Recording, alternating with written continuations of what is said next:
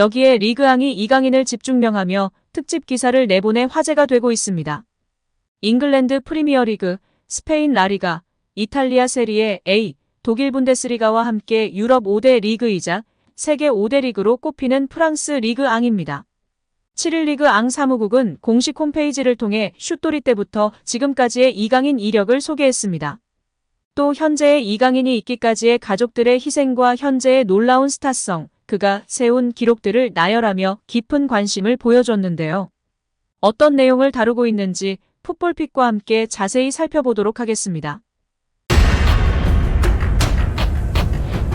프랑스 매체 레퀴프에 따르면 음바페가 이탈하면서 파리 생제르맹은 2억 유로를 절약할 수 있게 됐고 이 금액은 선수 영입에 투자하기로 했다고 전했습니다.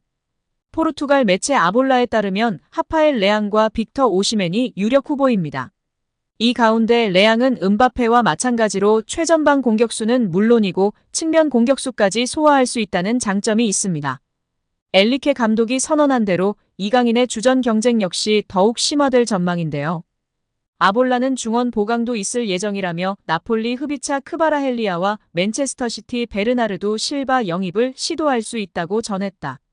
특히 실바는 이강인과 같은 왼발잡이에다가 플레이 스타일이 비슷한 선수로 평가받아왔습니다. 반대로 파리 생제르맹을 떠날 가능성이 제기된 선수들도 있습니다. 미드필더 카를로스 솔레르와 우가르테가 대표적입니다. 로마노 기자는 솔레르에 대해 이번 여름에 떠날 것으로 예상한다. 파리 생제르맹에선 이제 끝났다.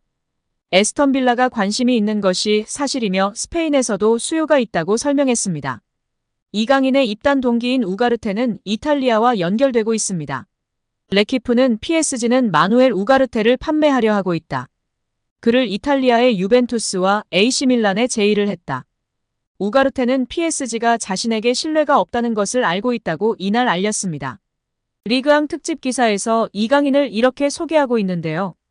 22세의 이강인이 PSG와 계약하기 전에는 프랑스 축구 팬들 중 엄청나게 그의 존재에 대해 친숙한 사람은 거의 없었을 것입니다. 하지만 이강인은 겨우 10살에 유럽으로 이적했습니다. 때문에 팬층이 쌓이기 어려운 환경에도 불구하고 한국에서 엄청난 스타입니다. 이것은 10살의 나이에 발렌시아에서 미지의 세계로 뛰어든 선수에게 놀라운 여정의 연속이었습니다.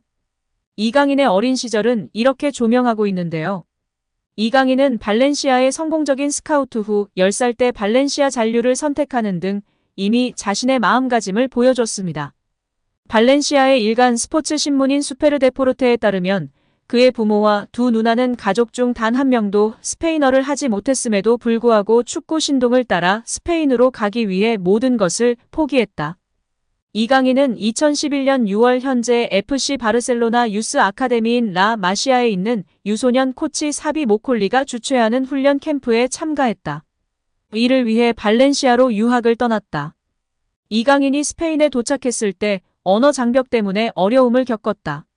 한 살 많은 2000년생 선수들과 함께 생활하게 된 것도 쉽지 않은 일이었다. 당시 이강인 함께한 선수들 중에는 현재 스페인 국가대표인 페란 토레스도 있었다. 하지만 이강인의 체력은 나이 차이를 가볍게 했고 공을 몇 번 만지는 것만으로도 모콜리를 믿게 만들었다. 하지만 당시 구단이 10살의 아동을 직업 관련으로 영입하는 것은 불법이었다. 몇 차례의 회의 후 클럽은 부모에게 가족이 유럽으로 이사하는 것이 유일한 선택이라고 설명했다. 이강인의 가족은 어린 소년의 꿈을 실현하기 위해 도박을 하고 발렌시아 지역의 푸콜에 자리를 잡았다. 몇 년 후 유럽축구연맹은 이적을 조사했지만 수페르 데포르테에 따르면 아무 문제도 발견되지 않았다. 강인은 자신이 완벽한 기록을 달성한 푸콜 중등학교와 구단 트레이닝 센터인 파테르나를 오가며 시간을 쪼개어 1군으로 가는 계단을 하나씩 올라갔다. 이강인은 2018년 7월 17세의 나이로 로잔과의 친선 경기에서 데뷔전을 치렀다. 당시 이강인은 구단 100년 역사상 처음으로 유소년 아카데미부터 1군 데뷔하는 아시아인 선수가 됐습니다. 그는 내 꿈이었다. 발렌시아는 사실상 내 인생 전체라는 소감도 전했다. 마르셀리노는 그를 홀딩 미드필더로 기용했고 442 포메이션에서는 10번으로 더 자주 기용했다. 이강인은 학교팀에서 그를 두각을 나타내게 한 한국 리얼리티쇼 슛돌이에서 그가 달았던 번호인 34번으로 축구 생활은 시작했다.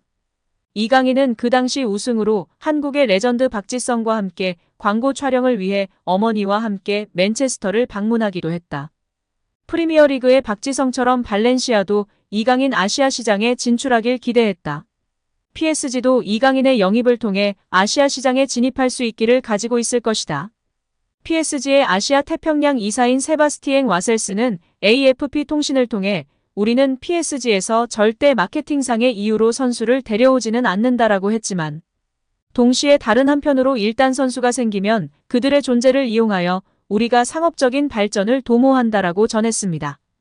발렌시아와 마요르카를 거치며 라리가 110경기 9골을 기록한 이강인은 PSG와 5년 계약을 맺었습니다. 마크 암스트롱 수익 및 마케팅 이사는 AFP 통신과의 인터뷰에서 우리는 스포츠계의 대한민국 선수를 사라고 요구하는 것이 아니다. 하지만 그런 일이 일어난다면 분명히 팀에 영향을 미칠 것이다. 그를 영입한 지 며칠 만에 우리는 이미 수천 장의 이강인 셔츠를 판매했다라고 말하며 화제가 되기도 했습니다. 고요한 아침의 나라 스타인 이강인은 우크라이나에 1대3으로 패해 준우승을 기록한 20세 이하 월드컵에서 공동 도움왕에 올랐습니다. 이강인은 이미 2022년 월드컵 대한민국 대표팀의 4경기를 포함해 14경기의 A매치 출전을 기록하고 있습니다. 리그왕 공식 홈페이지를 통해 이강인 선수에 대해 특집 기사를 다루며 현지 팬들의 관심과 인기를 알 수 있었는데요. 다소 어수선한 파리 생제르맹 상황이지만 핵심 역할을 해주며 성장할 이강인 선수이기 때문에 무척이나 기대가 됩니다.